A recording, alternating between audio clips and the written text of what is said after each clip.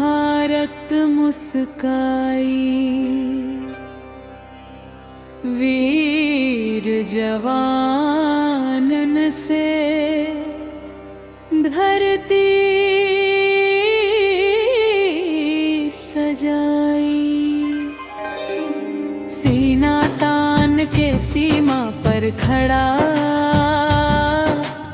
देश खातिर जानो दे दे भाई। सीना तान के सीमा पर खड़ा, देश खातिर जानो दे दे भाई।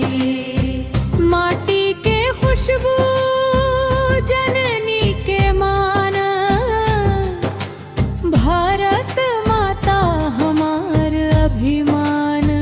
सेना के वीरन के लाख लाख प्रणाम, ओकरे से रोशन भारत के नाम, ओकरे से रोशन भारत के नाम।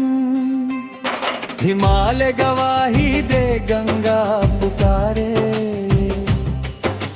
देश के रखवाला कभी न हारे। सीमा पर डट हर फौजी जवान, होकर बलिदान से सुरक्षित जहां, होकर बलिदान से सुरक्षित जहान। हर घर तिरंगा, हर दिल में शान, भारत माता के बढ़े सम्मान।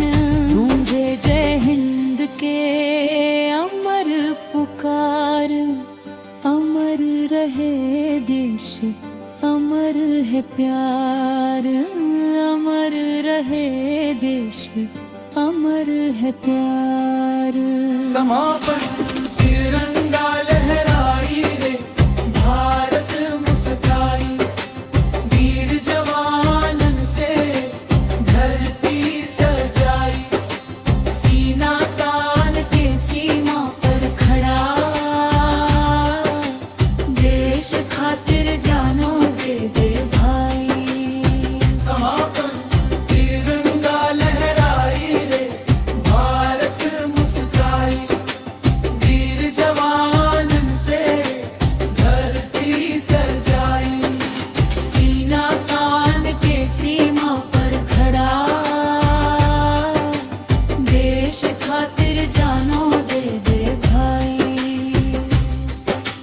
सीना तान के सीमा पर खड़ा।